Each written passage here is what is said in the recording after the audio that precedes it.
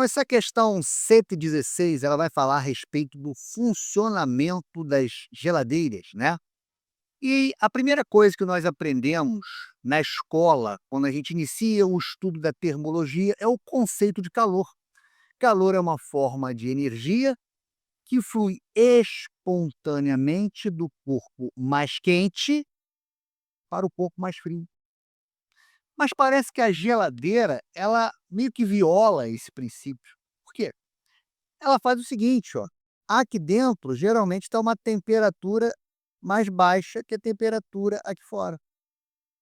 E o que que ela faz? Ela tira o calor da fonte fria e joga para a fonte quente.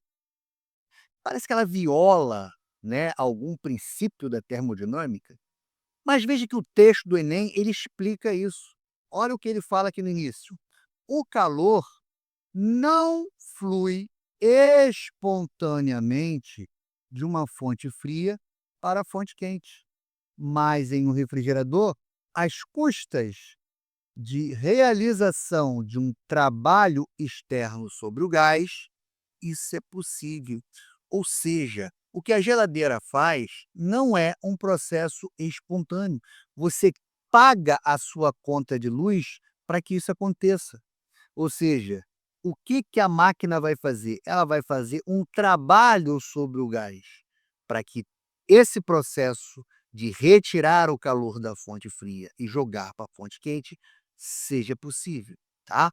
Bom, o texto fala que a qualidade da performance de um refrigerador, ele é dado pelo coeficiente de performance, que é dada por essa expressãozinha aqui, ó, que envolve T1, T2, né. O que que seria esse T1, T2? O T1 é a nossa fonte fria e o T2 é a nossa fonte quente.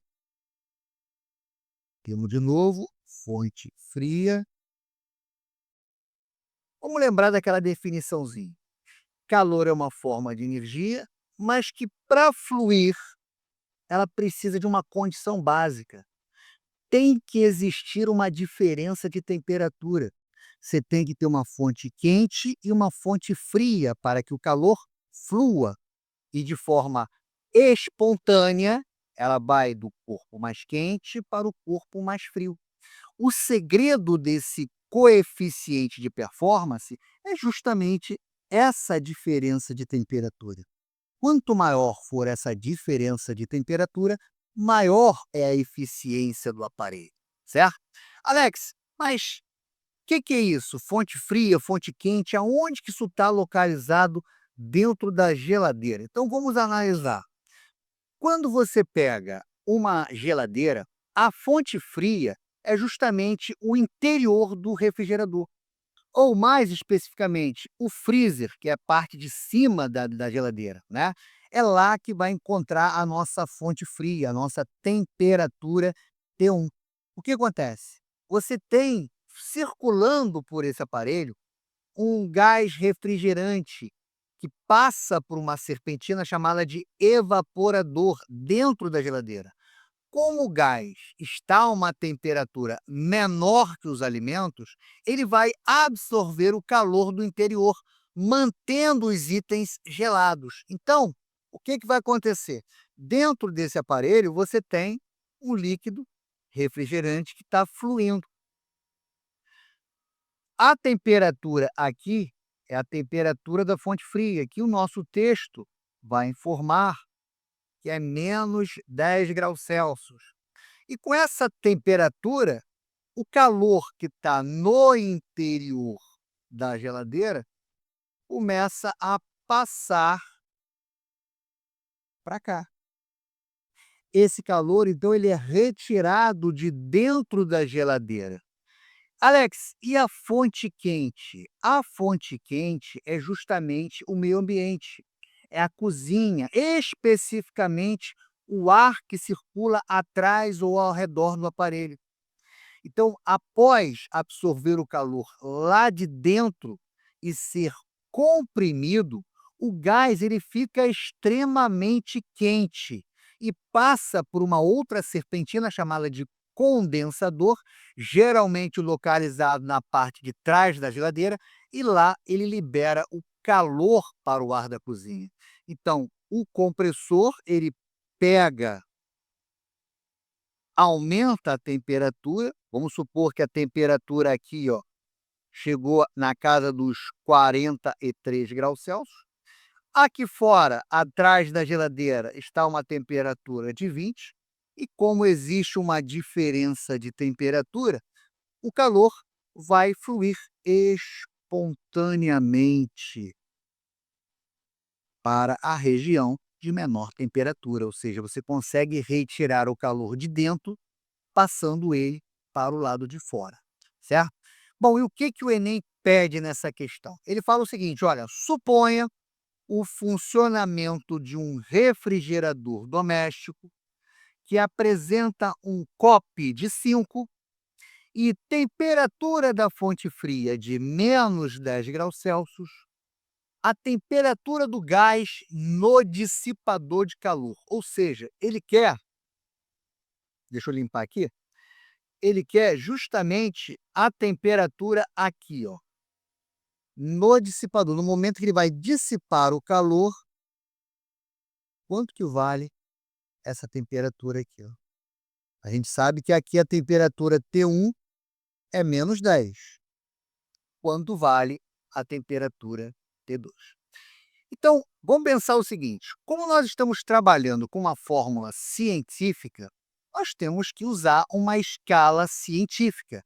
Nós não podemos usar a temperatura na escala Celsius. Então, esse menos 10 graus Celsius, é necessário que a gente converta ele para a escala absoluta, para a escala Kelvin. Então, lembrando da formulinha de conversão, nós temos que a temperatura na escala Kelvin, ela é a temperatura na escala Celsius mais 273. Como a nossa temperatura T1 é menos 10 graus Celsius, convertendo para a escala absoluta, isso vai dar menos, isso vai dar mais 263 kelvins. É com essa temperatura que a gente tem que trabalhar. Agora sim, eu vou pegar a formulinha do nosso COP, que é T1 que divide T2 menos T1, e aí a gente sabe que isso dá 5.